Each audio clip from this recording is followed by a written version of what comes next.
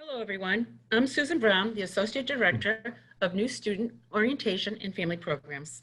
Thank you for joining us tonight for our presentation and discussion on community life at Northeastern. Leading the dialogue will be members of the Northeastern University Police Department, who you'll meet momentarily. Following the panel presentation, we'll transition into a Q&A portion of the program. I want to thank you all for submitting your questions in advance of today's events. We will do our best to answer as many questions as possible. At this time, I'd like to present our panelists from Northeastern University, our Deputy Chief Ruben Giuliando and Staff Sergeant John Farrell.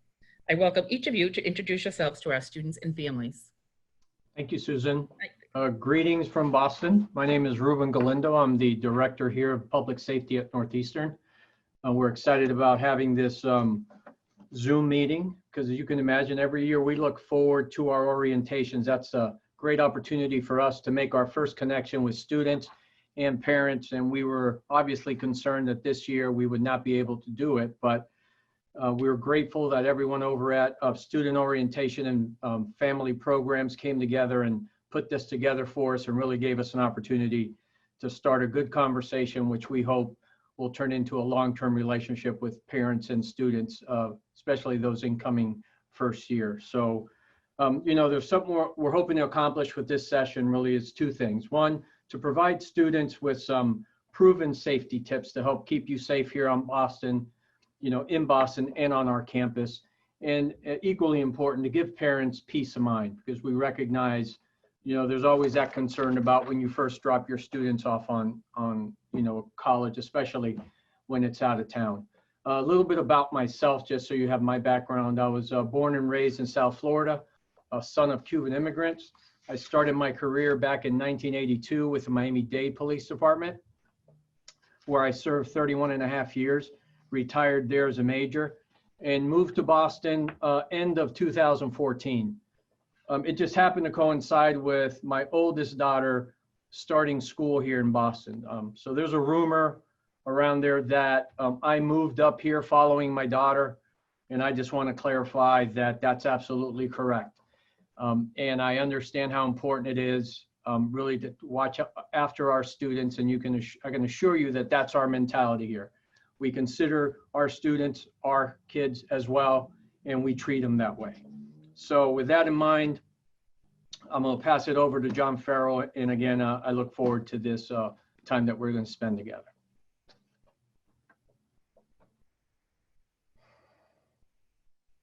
Thank you, Deputy.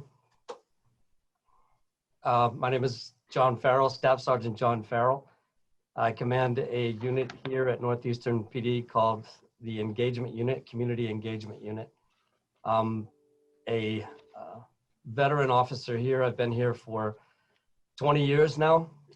It's the second career for me. I was a law enforcement officer in the great state of Maine prior to coming here. And before that, I was a school teacher. So this is a great opportunity for me in my role here to be the two things I enjoyed being. With my work here in the engagement office, I do a lot of presentations. I do crime prevention work and the like. And I also do law enforcement work, and I'm around younger people. And so this has been a wonderful job for me. I love this community. I love it very much, and I'm very passionate about the work I do here. I work with the best men and women you could possibly imagine here at NUPD, and I hope after today's presentation, you'll get a feel for how much we care for each other here and how much we care for this community. Yeah, here 20 years, and I've seen a tremendous amount of change. My oldest daughter was very young when I first started here, and now she'll be graduating at the end of this fall semester. She's in the CAMD program. I have two other daughters, and they grew up on this campus, coming to visit me all the time. My wife would bring them in, and they too have seen the changes here. And I'm just very pleased to be a part of this. I want to reiterate what the deputy said too, to say thank you so much for the orientation office for inviting you all to take part in this. We're very excited to have this opportunity, although it's different and we've never done anything quite like this before. It's always in person with you. So we're glad you're with us, parents. We're glad you're with us, new students. And we hope to give you all the information you're looking for and to answer your questions. And I'll turn it over to Lieutenant Wendy Lynch, who will introduce herself, and she's also part of this panel today.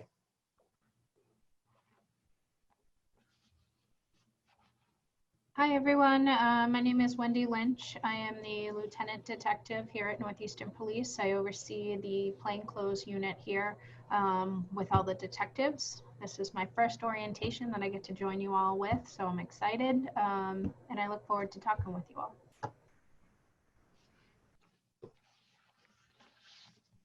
Thank you, everyone. So we can begin our presentation now.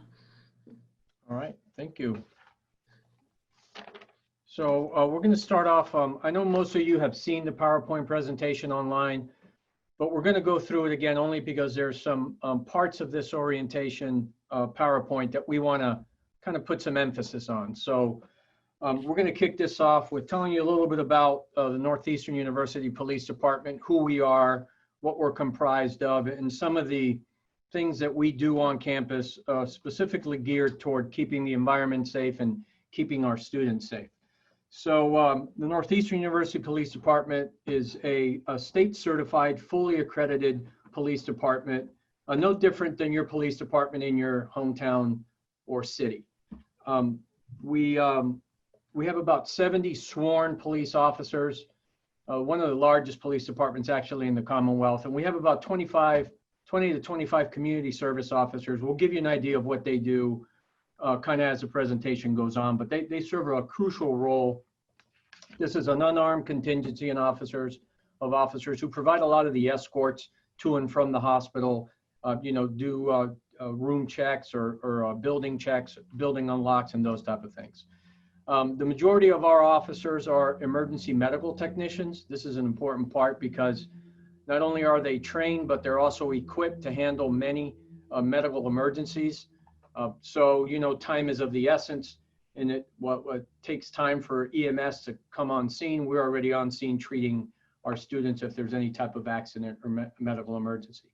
As Wendy mentioned, she's in charge of the investigative unit. So we investigate all crimes on campus, and we do it with our philosophy in mind, and we're going to get into that in a little bit.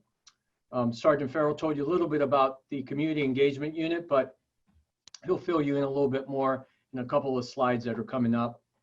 And really the police department is just one of 3 offices that report to Chief Mike Davis.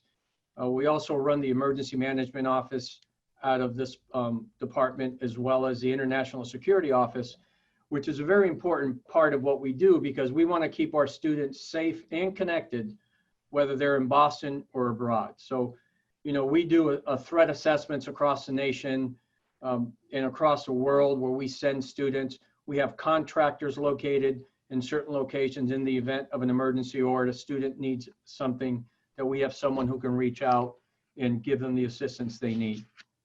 I also want to mention that we are CALIA certified, which means we've been we've achieved one of the highest standards in policing, which is a national accreditation.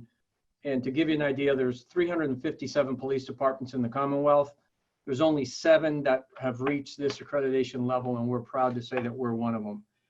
Again, I mentioned we're a full service police department. So we are armed and we have full tactical capability to handle every and anything that happens on campus.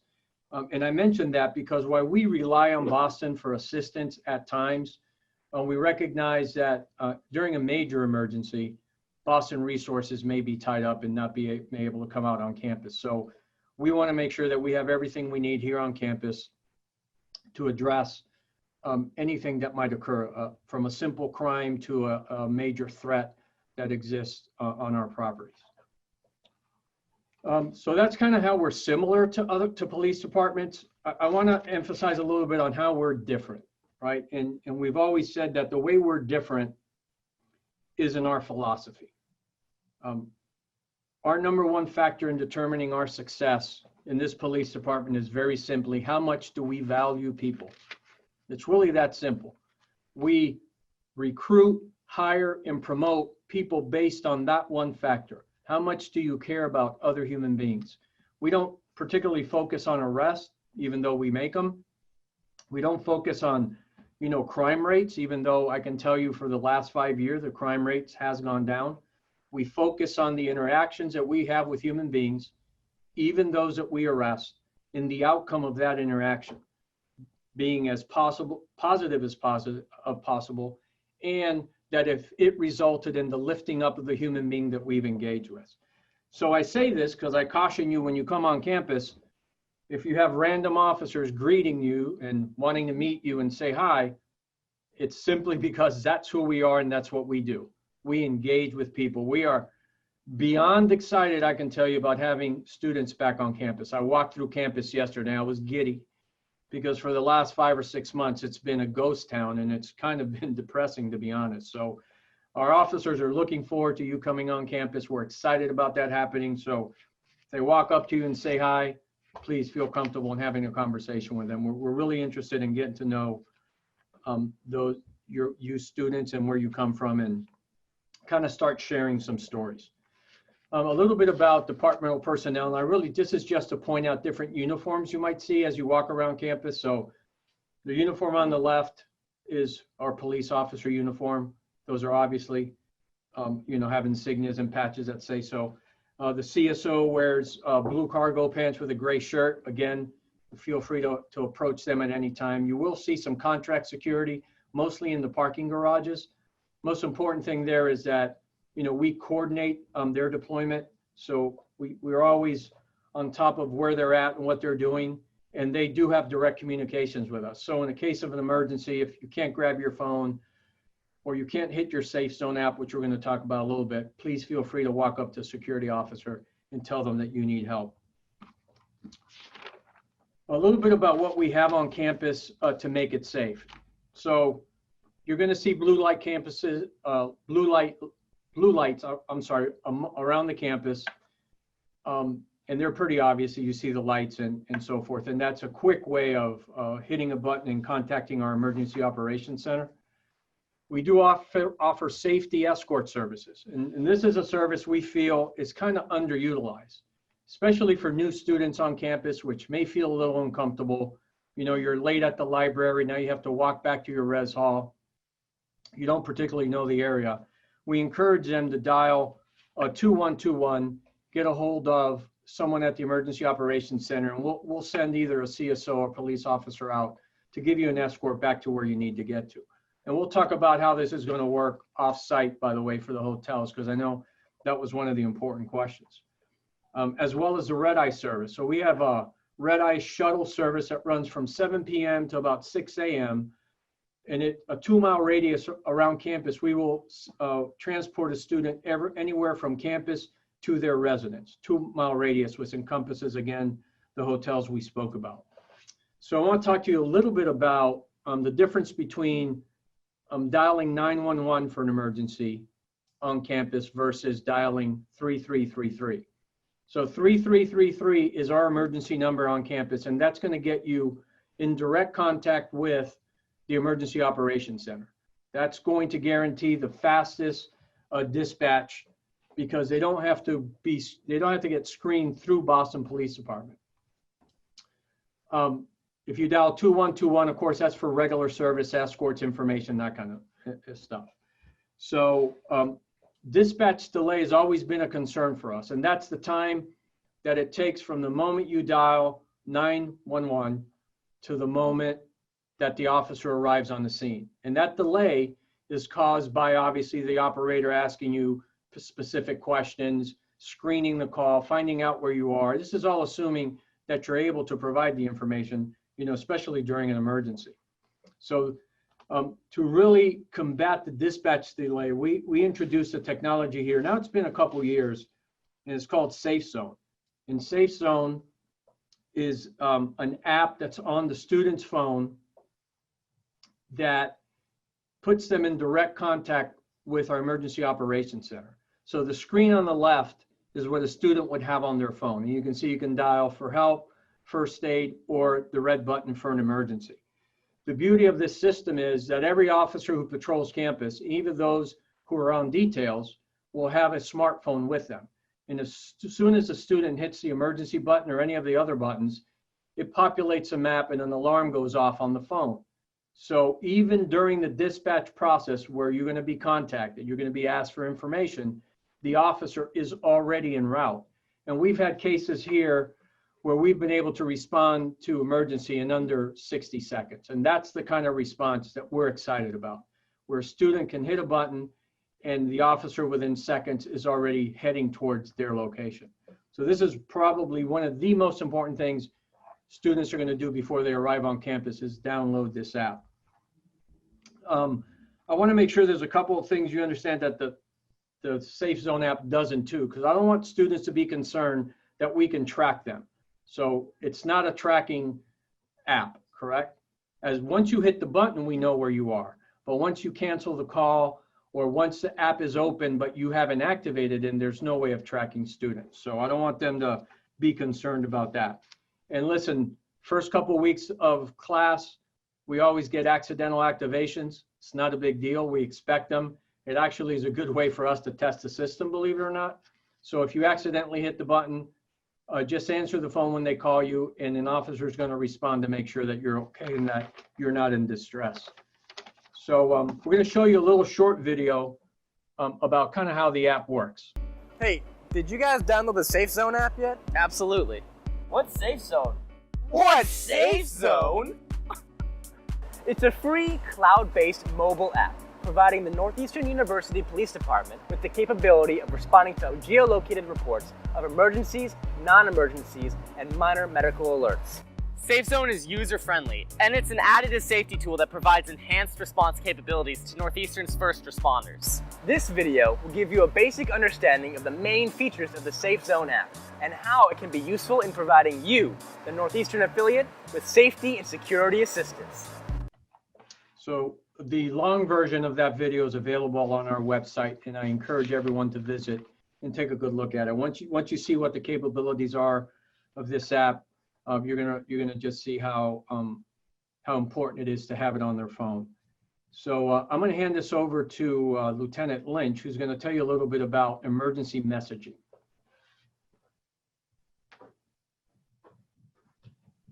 Thank you, Deputy.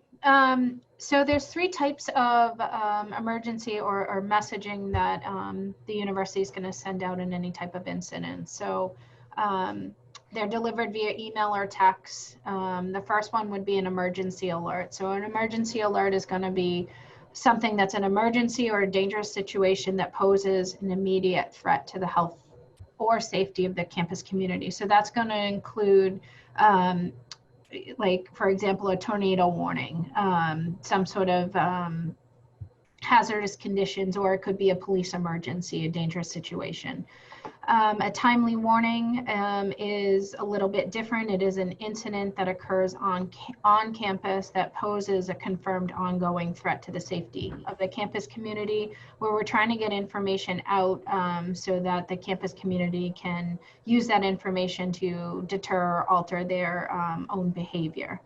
And then an NUPD advisory is going to be something that comes directly from NUPD, where it's targeted messaging, where it doesn't necessarily arise to the level of an emergency alert or a timely warning, but it's important safety information that we want to get out to our community. And we can send that out to the appropriate target. For example, if there's a rash of burglaries up on Mission Hill, it's not Northeastern's property, we don't lease any property up on the hill, but we're aware that there's, a rash of burglaries up there. So we can send out a message to the community that we know lives up there to give them that information. And thanks, Wendy. I've had, in orientations before, parents ask the question, can we get emergency alerts? And I typically follow that question with a question, and that is, if you got an alert, what's the first thing you would do? And they said, well, call my student. I said, well, that's the last thing I need you to do, because an emergency alert typically is followed by specific directions of what we need the students to do. So because we value students, because we value parents so much, we do have an opportunity for you to sign up for the advisories. And if you see at the bottom, Stephen, if you can just click back one slide. Well, one more, there you go. on the bottom of this, you can text NU advisory to that specific number, and we will add you to the advisory list, parents. And you just got to promise that if you get an advisory, you're going to wait 10 minutes before you call. Let us put out whatever we need to put out, and then you can check on your students. So we appreciate that. And John, you're going to take it from here? Yes, sir. I'll take it from here. As a parent myself, I guess one of the things I'd be most concerned about is what type of crime happens on or around campus. Parents, those of you like me that went to college not too long ago, things haven't changed much. It's a lot of the same problems, a lot of the same issues. Most colleges and university campuses in the United States are open campuses.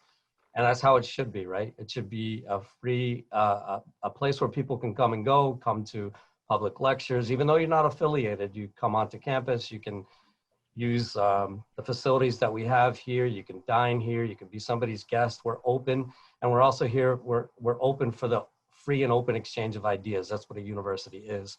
But unfortunately, it also invites an element onto campus that want to take advantage of those liberties. And so that's why we all have to really pay attention and help each other out when there are potential issues that we all need to be aware of. So trespassing happens, and but I would say the biggest problem that we have, and I think without a doubt the lieutenant could back me up on this, would be the theft of unattended property. And these are crimes of opportunity, right? When it comes to the theft of unattended property, it takes two things, I always say, to make for a theft to happen. There's got to be the desire on the part of the thief to steal your property. There's not much we can do about that. The thief also needs the opportunity to steal your property, and that's where we all come in, right? Just don't give people the opportunity to steal your stuff. And the big problem areas are where people gather the most, right? The library, the student center, and also the common areas of residential halls where people can come and go. And what are the big money items? Big money items are no surprise. Tablets, cell phones, laptops. An unattended backpack might have a tablet and a laptop and a wallet or purse in there as well. Also, bikes are a big theft object too. So we have ways that we combat that. We do it proactively. And so on to the next slide, if you would, please, Stephen. We're going to show you. One of the most prevalent crimes we have here on campus is theft of unattended property. When you look around this campus, there are no walls. Stuff like cell phones, laptops, notebooks, and backpacks, if you leave it unattended, it'll be gone in seconds. Exactly right. That's one of the campaigns that we have on social media. And I cannot let this opportunity go by that I don't plug our social media campaigns. So we're on Facebook, Instagram, Twitter, and also a YouTube channel. Our handle is @NortheasternPD, @NortheasternPD. And that's an example of how we use social media. Short, quick, informative campaigns to let people know how they can protect themselves, how they can keep themselves safe. And that picture on the right there that you see, we see it all too often, and it drives us crazy. I'm glad that people feel comfortable enough to say, I've secured this table, I'm gonna make it mine, and now I'm gonna get up and reference some material at the library, or I'm gonna go buy a soda in the caf. But when you leave your stuff unattended, eventually someone's gonna get it. Here's one more example of how we use social media coming up next here. It's just another campaign that we have. Hey, everybody's got to take a power nap every now and then between classes. We get that, but you got to be smart about it. You see, people are looking for opportunities to take your stuff. So you can't give them opportunities to take your stuff. Like this kid. She's taking a nap, but she's got her arm through the strap and she's leaning on the backpack. If somebody went to take it, she would know about it. Now this kid, on the other hand, his bag is easy pickings. Nap smart, Huskies. Short, quick, and to the point on Facebook, Twitter, Instagram, YouTube channel @NortheasternPD.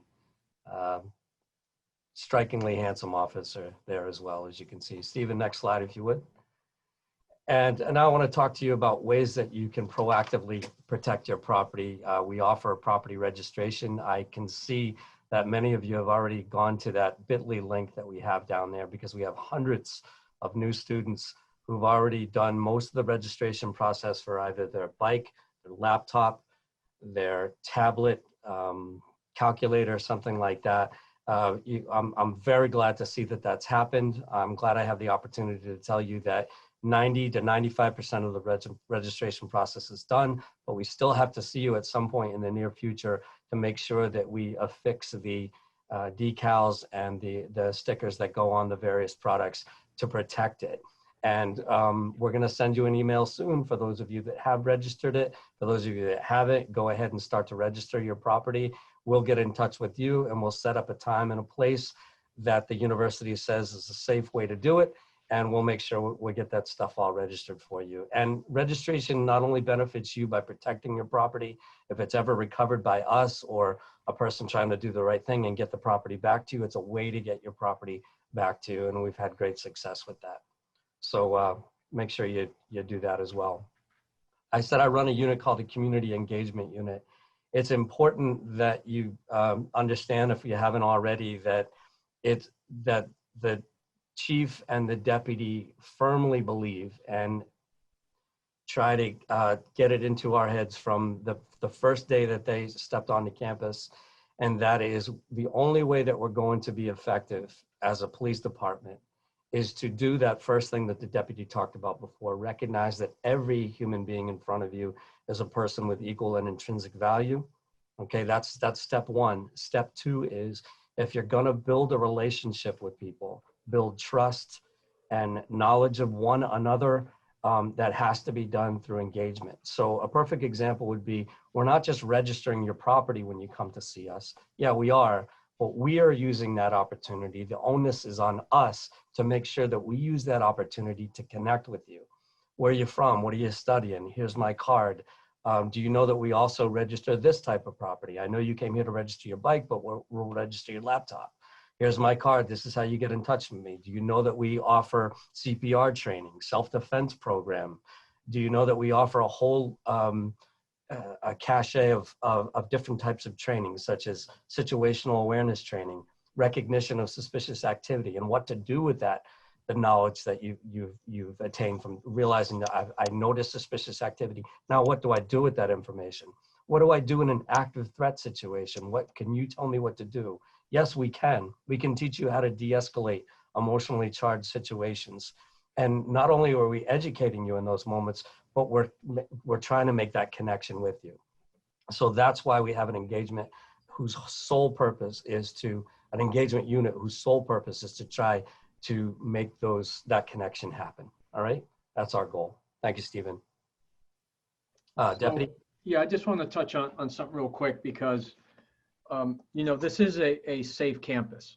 For being in the middle of a major city, urban setting, we don't have a whole lot of crime on campus, but we have had some serious incidents in the past. And I remember my first 2 or 3 years when I would do orientations, I would tell parents, the majority of the cases where our students have been seriously hurt have involved the consumption of alcoholic beverage.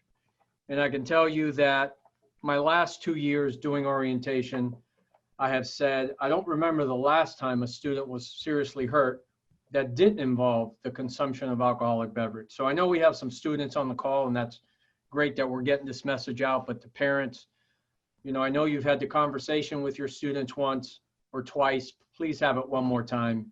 And that is, just be careful.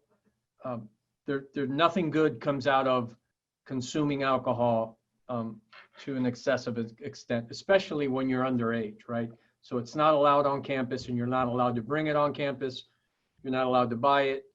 And again, it just leads to very complicated situations for us. So let's be smart Huskies once again, and make sure that you're responsible in your actions once you get here on campus. But look, in closing, again, thank everyone.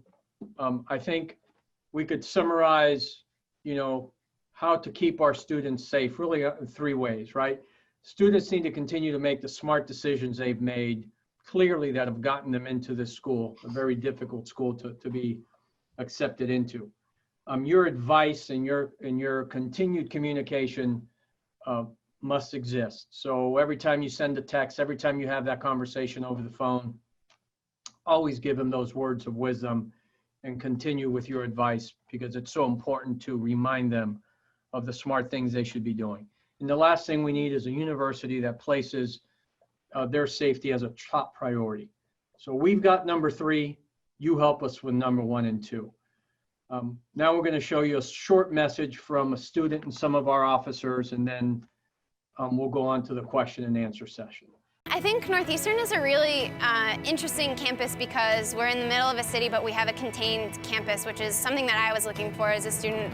It's really nice when an NUPD officer will come to the floor meeting, kind of give their perspective and their role, what they can do for our residents, their presence in general on campus, to have that kind of perspective and have our residents be able to put names and faces to officers and know that their presence doesn't necessarily have to be just about policy enforcement, that our officers, our detectives genuinely care about who we are and what we're doing at the university here, and I think that that's, again, really special.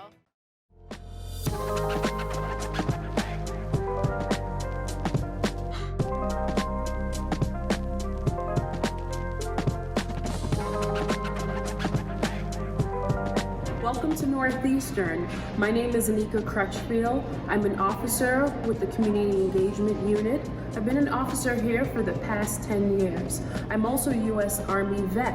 One of the things that I love about working here is that our deputy and our chief challenges each and every officer to treat everyone that they encounter with equal and intrinsic value.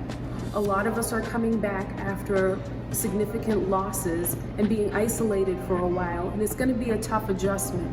But I can assure you that each and every officer you encounter is going to make sure that every encounter you have with them, you're going to leave a little bit more uplifted than you were before. Hey Huskies, my name's Tim. I've been a cop for 22 years. This is my second department. I retired from my previous department. I just want to tell you and let all you guys know that this is the most professional group of men and women that I've ever had the honor of working with, and I'd be thrilled to have my children attend this school with this group of dedicated men and women of law enforcement. Hi, my name's Connor Lemieux. I've worked here since February of 2019, originally as a community service officer, recently got promoted to a police officer. Been working as a police officer for about 2 months now. I can guarantee you when you come here, you're gonna have a great time, you're gonna feel safe, you're gonna learn a lot. I came here because of the community that we've built here. Everyone treats everyone with respect, fairness, and compassion, so I can guarantee you that you're gonna enjoy your time here. Hello guys, my name is David Tamares. Been here a year, 2 months already. It's been a great place to work, knowing people, enjoying them, you know, and it's a great place to be here. Bienvenido a Northeastern. Hi everyone, my name is Officer Allie Barrows. I've been a police officer here for 4 years. I'm married, I have a child, she's about to turn 1 year old. Her safety means absolutely everything to me. So I can assure you, everybody here at Northeastern and Northeastern University Police Department is doing everything we can to make sure that your child is also safe. I love the men and women that I work with, and I wouldn't choose to work anywhere else but here, so we're doing everything that we can for your child. How you doing, Huskies? It's Officer Joe McCarthy. I've been on the job here for almost 4 years. I'm a father, and a family man first before I'm a police officer, so your safety as well as my children's safety and my safety is most important to me, the people I work with, and the community that we have here. Mask up, take your safety seriously, as we do, and we're always here to protect you and here to take all your calls for service that you have. Hi, I'm Detective Jonathan Watkins. I've been a police officer here at Northeastern University for well over 10 years. I was a student athlete here, ran track. I loved it so much I decided to stay on full-time as a community service officer after I graduated way back in 2009. Was fortunate enough to get sent to the police academy, been a police officer, and then eventually joined the detectives unit. I've seen Northeastern grow leaps and bounds in that time, including ways in which we are going to protect and keep safe all of our students, all of our staff, all of your children. I'm immensely proud of the work that we've all put in here at Northeastern University and with the University Police Department. Go Huskies, welcome to Northeastern. Hi, I'm Officer Olga Katz. Been here working at Northeastern for already 15 years. I started at the Student Center, the food court as a cashier, and I got the opportunity to join NUPD as a community service officer. Then I was granted the opportunity to go to the police academy. I love this department. I love Northeastern. Northeastern is my family. We are all here. We're a big family. We love each other, and we're here to protect and serve you. Please, all of you feel comfortable to approach us. We're here for you, and you are part of us already. Welcome, Huskies. Go Northeastern. How's everybody doing? My name is Mark Washington. I'm currently a sergeant at Northeastern University. I'm on the midnight shift. I'm a former student, so I'm an alumni, fellow Husky, go Huskies. I'm a former student athlete as well. Did 4 years of basketball, 1 year of football. I started at Northeastern in the facilities department, where I transitioned in 2015 to the police department as a CSO. I then moved my way up from a CSO to a police officer, and within the span of 5 years or so, I moved my way up also to a supervisor, where I supervise a night shift currently. Approximately 12 or so guys and girls on the police force, CSOs as well, and operators. We handle all the nighttime activities, transports for safety, things like that. We do check on the off-campus locations, like the Westin, the Midtown Hotel, or in the campuses where we have more time available to take on those areas. So all you new Huskies, if you have any issues, come and see us, give us a call late night. If you're not feeling safe, give us a call for an escort. We'll be glad to come and help you out. And best of luck to all of you.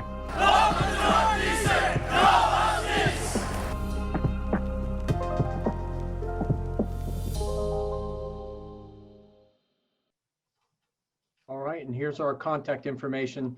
We're going to try to answer as many questions as possible, but please feel free at any time when you have a concern or a question that wasn't particularly addressed to contact myself or John Farrell or the Office of the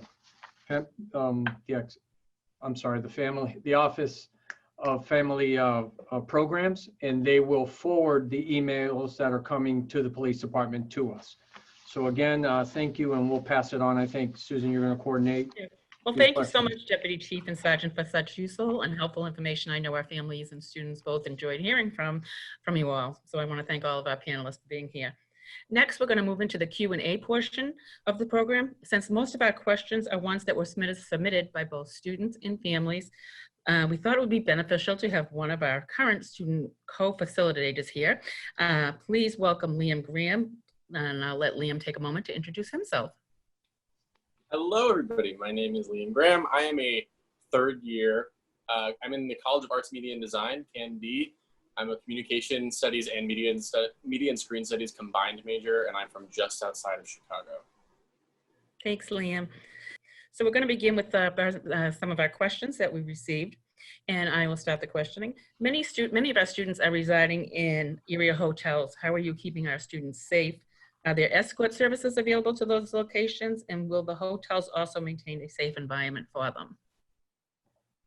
So yeah, good question. This is the first time, not that we've had students staying off campus, but that we've had a heavy concentration of students on two off-site hotels. So specifically the Westin and the Midtown. So what we've done is a couple things. So we've modified our patrol plan. So now that includes and it encompasses not just these two locations, but the route to and from the location. So don't be surprised if you see our officers patrolling, the streets heading to and from these hotels, in addition to the Southwest Corridor, which is a common bike path that's also used by a lot of pedestrians coming from that side of the city coming into campus. So you'll see a lot of bike patrols from Northeastern regularly, as that now has become a focus of our patrolling. The red eye shuttle, you saw a couple pictures of that, and I told you a little bit about it presentation, but the red eye shuttle starts at 7 p.m. and it's going to transport students back to these hotels. It runs about every 20 minutes. It leaves right off the library. So again, if you feel uncomfortable and you don't feel that you want to walk back to the hotel, feel free to use the red eye. Now, escorts are typically done on campus, but by all means, if you feel uncomfortable and you're walking halfway through back to campus and you feel something just isn't right, contact us and we'll meet you wherever you're at. We'll make sure you get back to campus safely. We're We're not going to judge you or question why you're calling us. If you feel unsafe, that's enough for us. We're going to send somebody out to make sure we can bring you back. Wendy will tell you a little bit about what we've done specifically with hotels as far as safety checks and how we've modified Safe Zone to include those locations. But go ahead, Wendy. So we have a group of specially trained officers here in the police department that are specially trained in physical site security. So what we do every year for all of our leased properties is we conduct site assessments of any NU leased properties for housing. So this does include the hotels, particularly the Midtown and the Westin for this year. So what this entails is the officers going over and looking at the physical spaces in which the students reside or sleep in, as well as the overall buildings themselves, to make sure that all the locations are safe and secure for the students, making sure that the locks all work, and to that extent. So hotels, the Midtown and the Westin particularly, do have their own on-site security. We've met with them several times, and we've also added in additional contract security that we have here on campus in those two locations to help ensure the safe environment for the students to live. And this contract security that we've added in will help to ensure that only NU students have access to the living space, and non-community members can't just go right up to their apartment doors. So this is very similar to how the on-campus housing works here on campus. And then any students who are living in these leased properties should contact our main line for anything that they may need, our 2121 number, or for an emergency, our 3333 number. Students can also use Safe Zone. So Safe Zone has been extended. There's a geofence in Safe Zone, which is all explained on the video that Sergeant Farrell mentioned earlier. So the geofence has been extended to include both the Westin and the Midtown, and the walk to and from those spaces as well. So if a student has an emergency, they can just press that emergency button on Safe Zone and it'll go directly to our dispatch center here at NUPD. If you are outside of that geofence and still press that emergency button, it will go directly to Boston Police via 911. Thank you. Liam? Awesome. Well, that's very good to hear. I live in the Midtown, so glad to know we're safe and secure. Okay, I have a two-part question for you.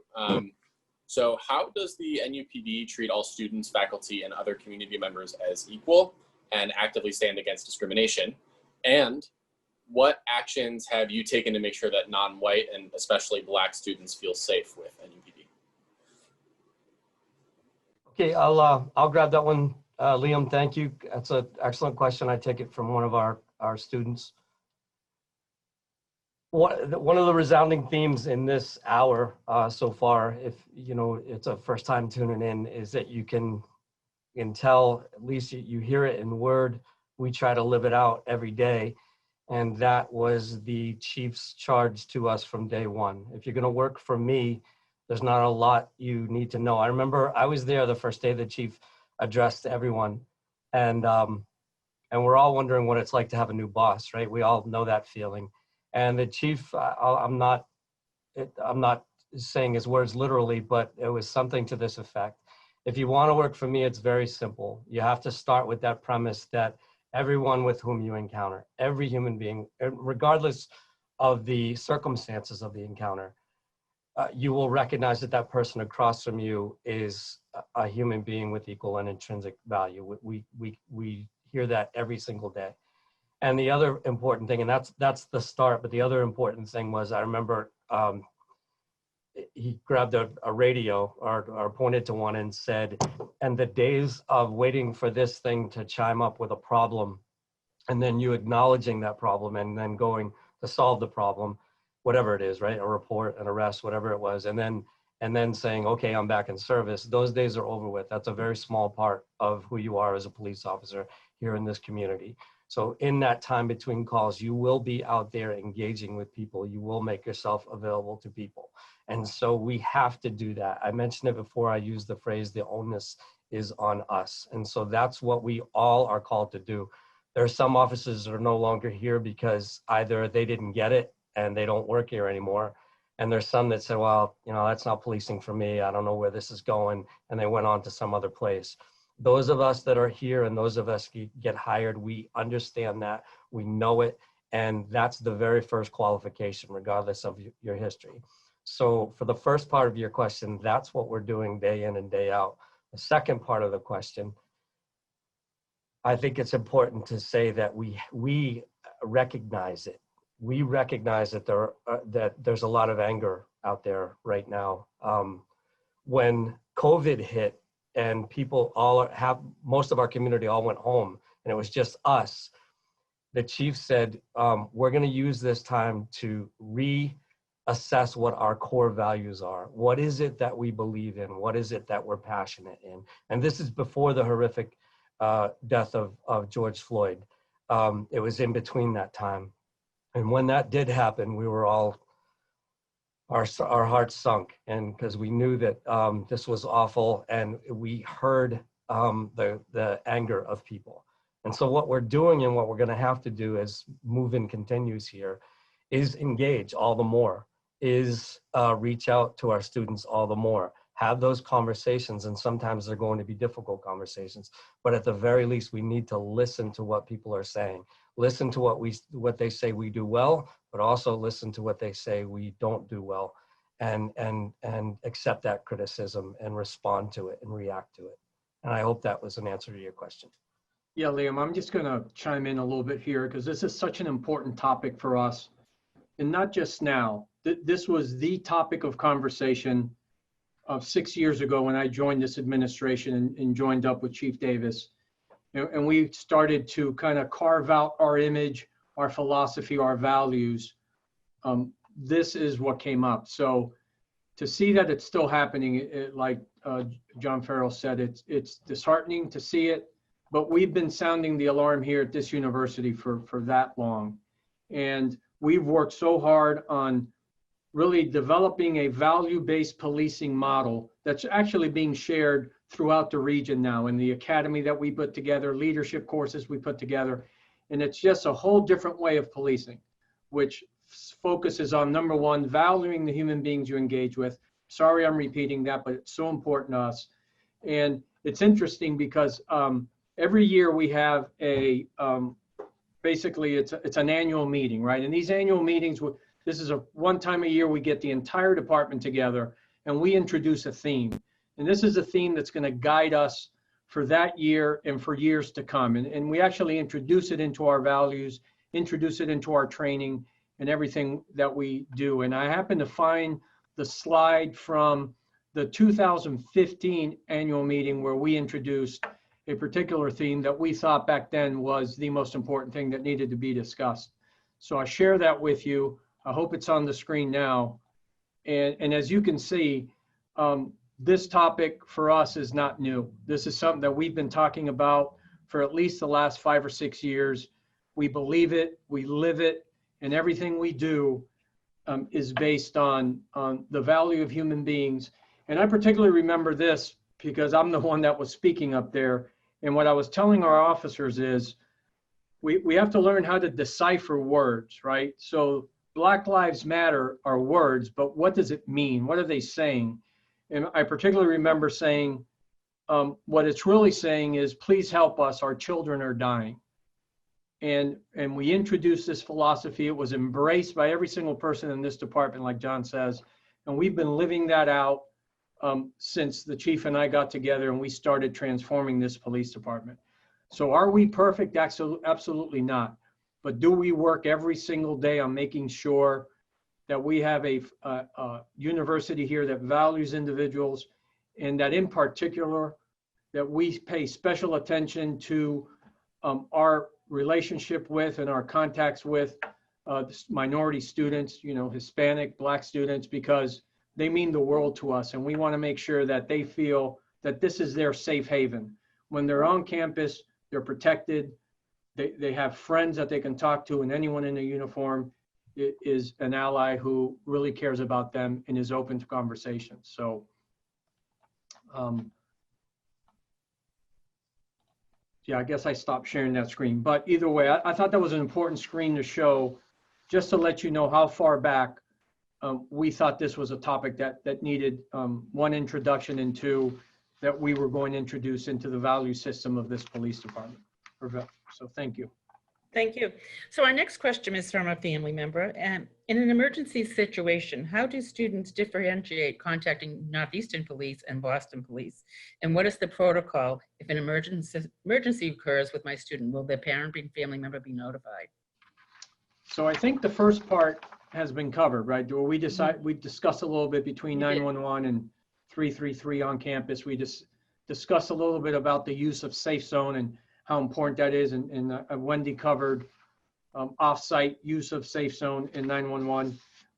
But when an emergency happens and a student's involved, it's typically the residential director who gets involved through student affairs.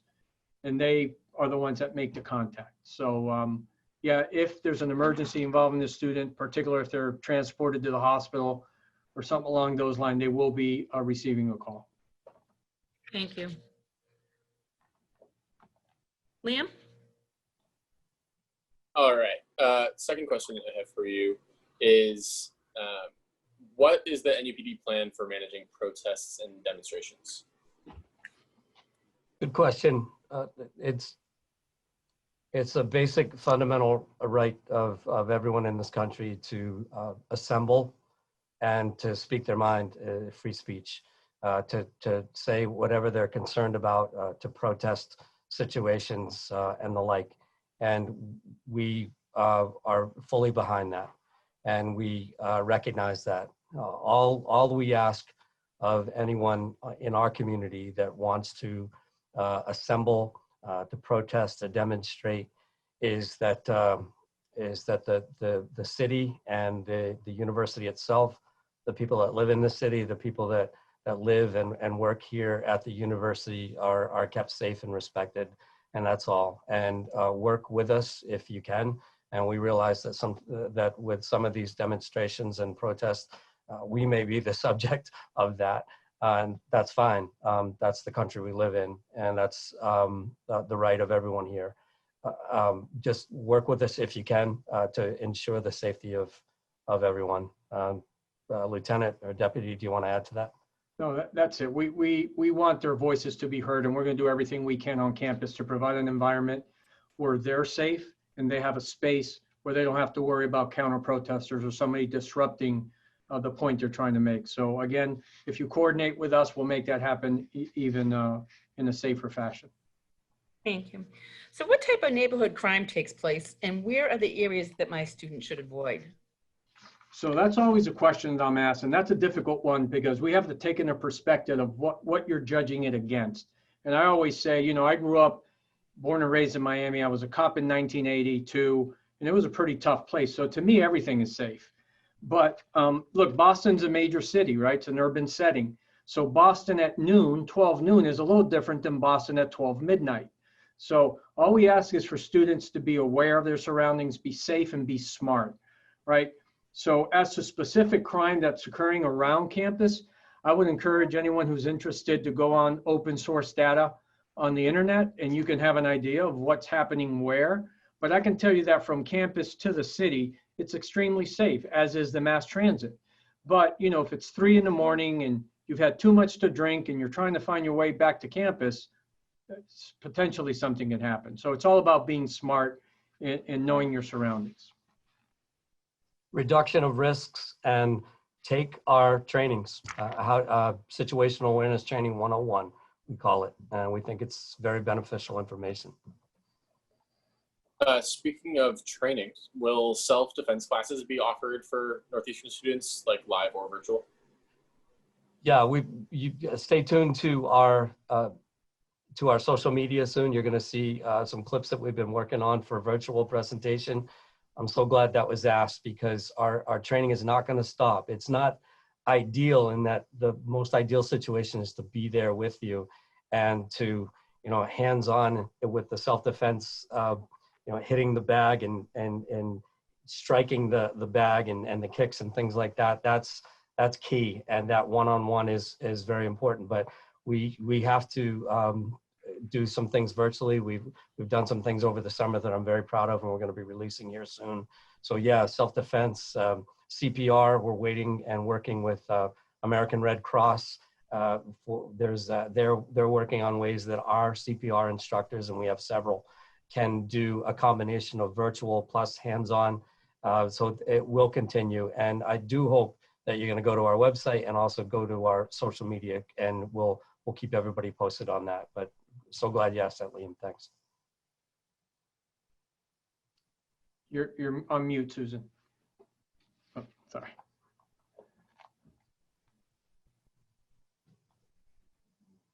I apologize for that. Sorry.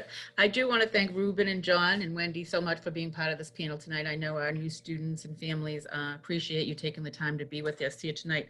I do want to give Deputy Chief a final moment, if any parting thoughts for students and families. Well, I would just, again, thank you for attending it. It's a great opportunity for us to reach out. Even though we couldn't reach out to everyone, at least those who signed up were able to hear some very important information. We're going to end this with a little video from Chief Davis, who wanted to give you a welcome, and hopefully I'll see everyone in here during moving in while we walk around campus. But thanks again. Thank you. Hello all, I'm Mike Davis, Vice President of Campus Safety and Policing. I'd like to welcome all the students and families joining us here in 2020. It's been a remarkable and challenging year for all of us, both in this nation and around the world. But you should know the public safety construct here at Northeastern is relentlessly dedicated to seeing everyone through their academic journey. From the full service police department, which you've heard about, to international safety and security, to emergency management, dedicated to resiliency and continuity. We're here for you from day one all the way through to when you walk across the stage and receive your diploma. So again, welcome, and go Huskies. So I do want to thank everyone for joining us tonight and for your participation. And a special thank you again to our panelists for their expertise and respect and care that is always shown as they serve our community. We really do appreciate all that you do. Students and families, if we didn't answer your question, please email orientation@northeastern.edu for assistance. Thank you for joining us again, and have a good night. And we look forward to seeing everyone on campus shortly. Bye. Thank you. Thank you.